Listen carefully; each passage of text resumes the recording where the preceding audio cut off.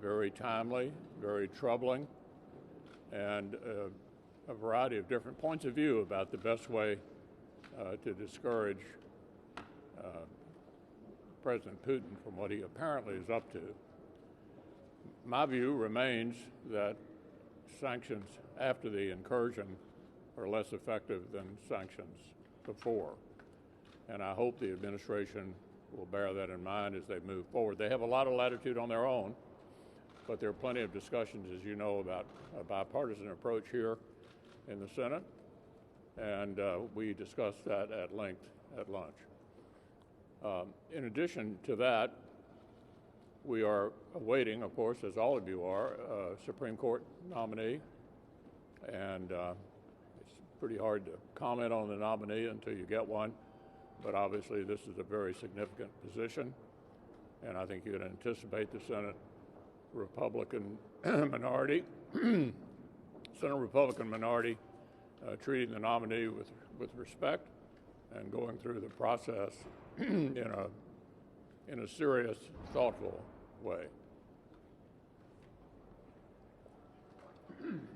And just in terms of in the way that the announcement on Justice Breyer's resignation was rolled out, it got leaked by the Democrats, I think, because they are trying to distract from many other things that they don't really want to talk about. And as the leader pointed out, we will make sure that whoever he ultimately nominates, it's a thorough, fair vetting, respectful process. But it certainly is not going to take away from the many things that the Democrats don't want to talk about, because we're going to continue to talk about the fact that inflation is at the highest level that it's been in 40 years and the impact that's having on the pocketbooks of Americans all over the place.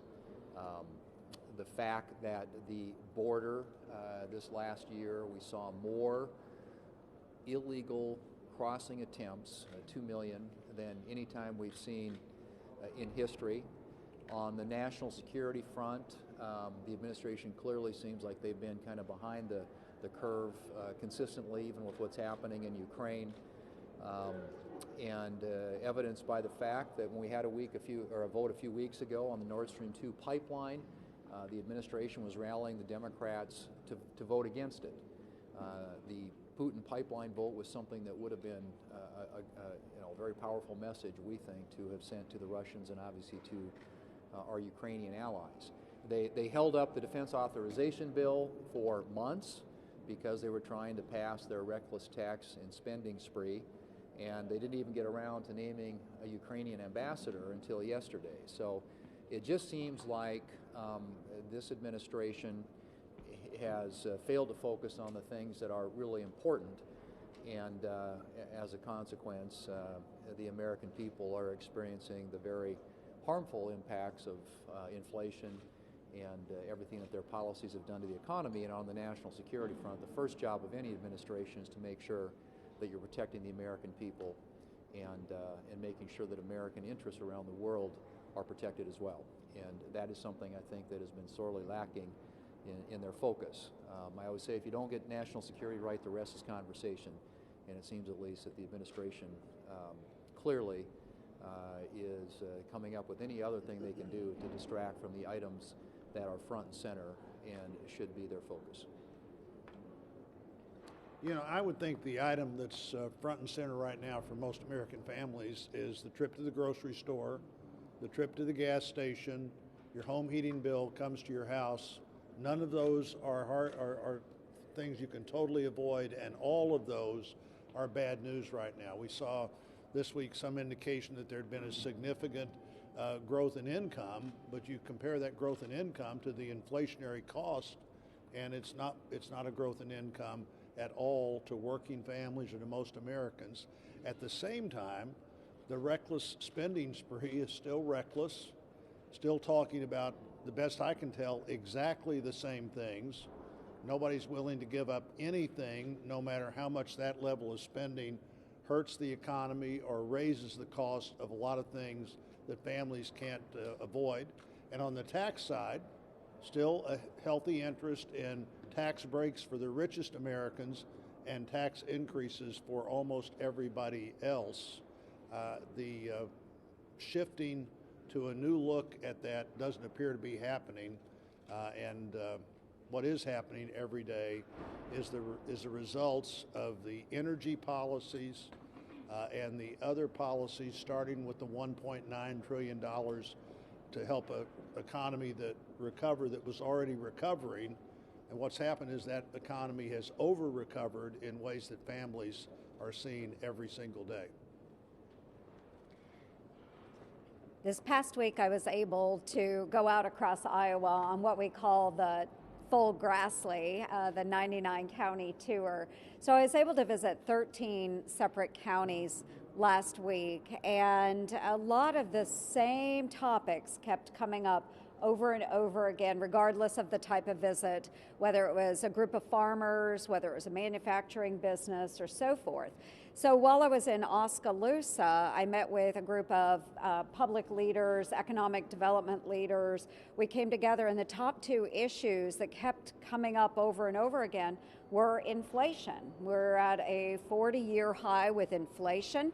They're worried about all of their citizens. They're worried about their businesses. And the second issue was the supply chain issues that we are experiencing right now. I went on to a visit in Jones County, and I visited a furniture business. And this is what we saw going through the warehouse. There are empty shelves. Okay, this business is suffering because they cannot get goods into the United States. The supply chain is broken. The ports are broken. We got an earful on that and the costs associated with it. Then also the inflation that has come along with the exorbitant spending coming out of this administration, causing the price of goods to go up. So everything is snowballing and exacerbating these issues. And this is not just in Iowa. This is all across the United States. So we are trying to hold the Biden administration accountable with this. One, by trying to limit their spending that is unnecessary at this point in time, and also by introducing acts like the Price Act, which would require a statement that goes along with any spending that says what it will do to the cost of goods that our citizens have to purchase, as well as impact to paychecks. So there's a number of solutions that Republicans are coming up with to help combat some of the issues being exacerbated by the Biden administration. Folks, we have got to do better for our citizens. We have got to do better. Inflation and the supply chain, we can start with those. Every 4 years, usually Americans are pretty excited because we have the Olympics coming up. The Olympics start this Friday. Unfortunately, they're in China. And what this is going to be is simply Olympics is going to allow Communist China to whitewash their human rights atrocities. Last Monday, right here, I did a press conference with some Uyghurs activists and Hong Kong activists. And they talked about in Hong Kong, the Chinese government took away their basic rights. The Uyghurs, 1 million Uyghurs are in prison. I mean, they're completely annihilating the Uyghur population. I've called for years the IOC to move the Olympics. They didn't do it. The Biden administration called on the Biden administration to do something. They did nothing. So now we have our athletes over there. I hope they're safe. I hope our sponsors know that what they should be doing is talk about the atrocities that are going on over there. What NBC ought to be doing is talk about the atrocities that are going on over there. We should not allow Communist China to whitewash what they're doing, whether it's what they're doing to the Uyghurs, what they've done to the Hong Kong citizens, or the threats to Taiwan right now. Yeah, how concerned are you about the former president offering pardons to people who attacked the Capitol on January 6th? And because of his comments, does he have the moral authority to be president again? Well, I can speak for myself. The election of 2020 was decided December the 14th of 2020 when the Electoral College certified the winner of the election.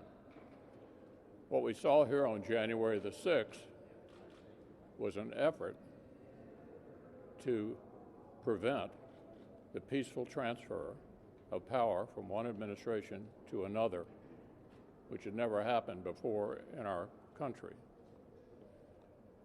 165 people have pleaded guilty to criminal behavior. None of the trials have been finished yet, but 165 have pleaded guilty to criminal behavior. My view is I would not be in favor of shortening any of the sentences for any of the people who pleaded guilty to crimes. Leader McConnell, how many black women do you have on staff, and how are they informing your decision to move forward with the SCOTUS nomination? And same question to the other senators. How many what? How many black women do you have on your staff, and are they informing your decision on how to move forward with the SCOTUS nomination? And same question to the other senators. Pull your Sorry. How many black women do you have on staff, and how are they informing your decision to move forward with the SCOTUS nomination? Same question to the other senators. Actually, I haven't checked. We don't have a racial quota in my office, but I've had a number of African American employees, both male and female, over the years in all kinds of different positions, including speechwriter.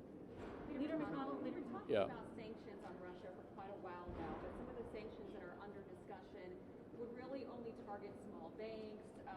It really wouldn't cripple the top 3 banks in Russia or really cripple the Russian economy in any way. What are the top sanctions that you would support that you feel like would stop Putin? Yeah, why don't you pull your mask down and try again?